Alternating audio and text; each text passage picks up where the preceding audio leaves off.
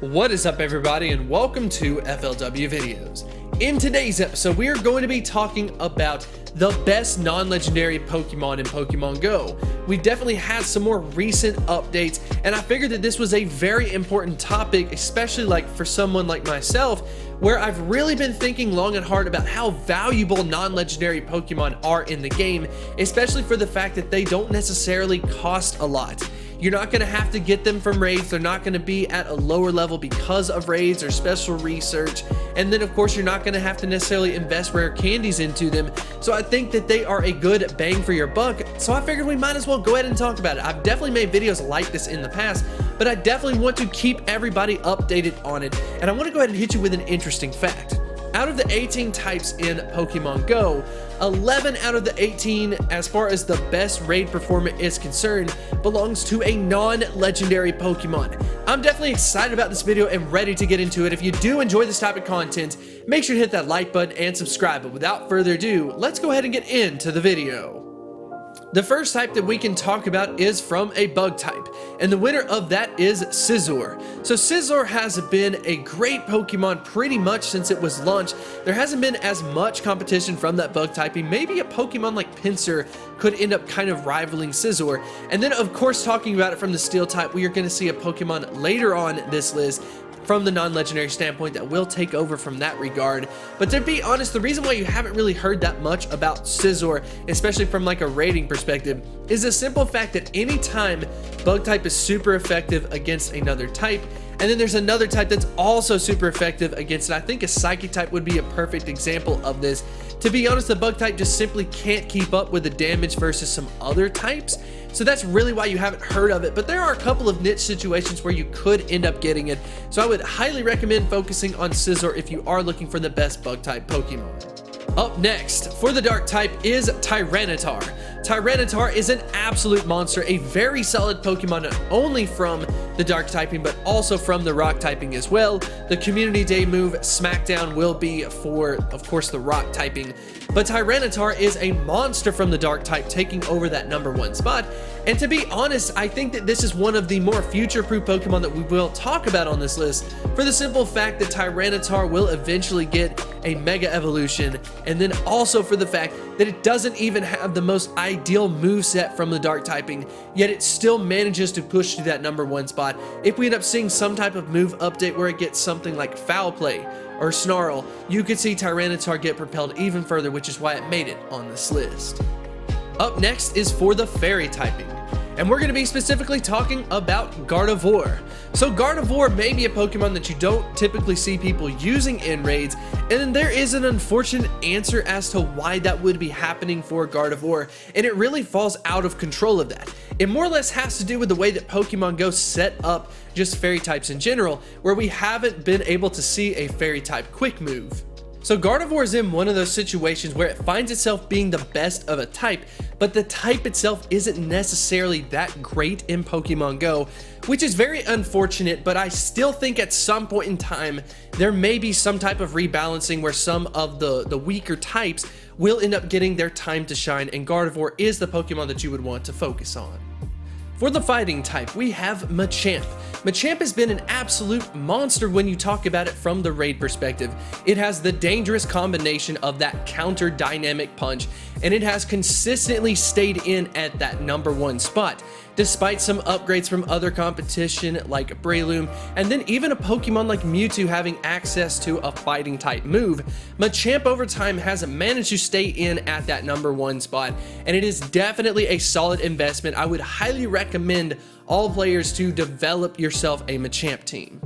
For the flying type, we have Honchkrow. Honchkrow is a beast as a flying type Pokemon.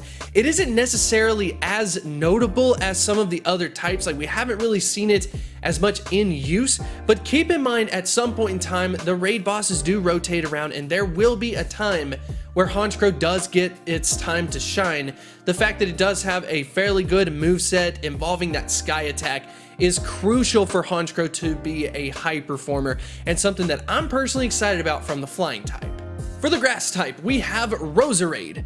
Roserade came a little bit out of nowhere for the simple fact that it got its moveset updated, got granted access to Grass Knot, and despite having competition where you've got Community Day exclusive starters, such as Sceptile, for example, coming into the mix, and Roserade still managing to hold on to that #1 spot, at least says to me that it is very future-proof from the grass typing.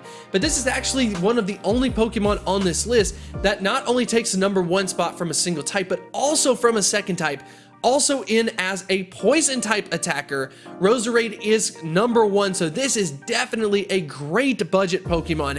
It might be worth it to go ahead and unlock that secondary charge move, especially if you can get the baby Pokemon out of this Abadoo. It will only be 10,000 Stardust for you to unlock that secondary charge move, so I would consider this to be one of the best budget Pokemon for the simple fact that it is #1 from 2 different typings.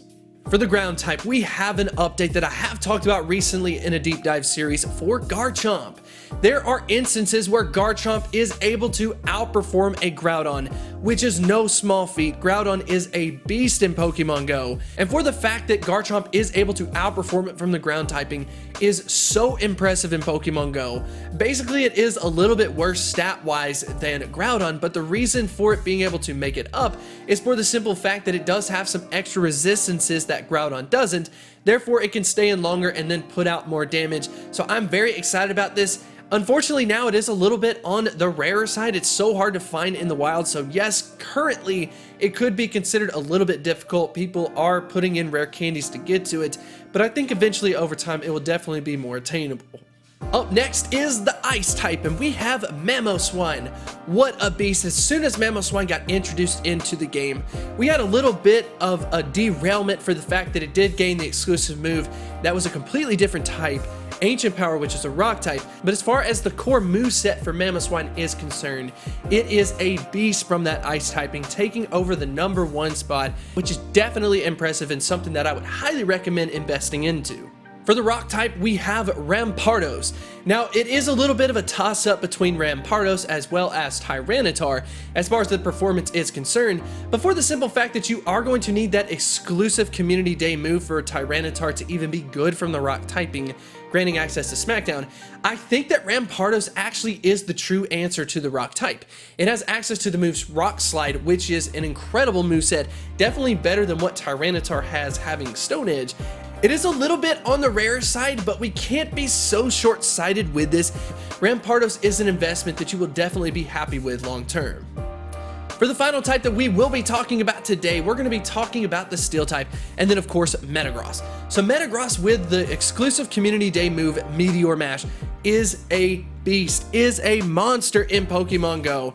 Definitely took it by storm, and something kind of interesting about Metagross that kind of supersedes all of these other types that we've talked about is for the simple fact that it is so good with that Meteor Mash that it is considered to be one of the best general attackers in Pokemon Go.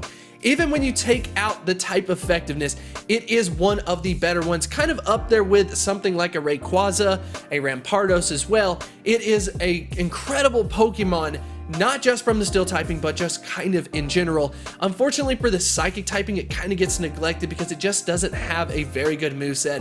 And then of course a lot of competition from another Pokemon like Mewtwo. It's just kind of destined to fail from that, but it has so far found its niche from the Steel typing. We're gonna have to see how it holds up once we end up seeing a new Pokemon like Jirachi being added in. If that ends up getting Dune Desire, we could end up seeing a different story, but you can bet I will give you the update. So yeah, that just about wraps up the video. Definitely excited to talk about this. Like I said before, I do believe in a budget approach, using your Stardust the most wisely, saving your rare candies potentially for some of the legendaries that are of course not on this list. So for example, Psychic types, for example, the Dragon type Pokemon, and really just utilizing a strategy going into it so you're not just blindly powering up, you're not just blindly, just throwing your candies at just any Pokemon. I want to know what you think about it in the comment section below. What Pokemon do you believe is the best non-legendary Pokemon currently in Pokemon Go? Definitely let me know in the comment section below, and I will see you next time.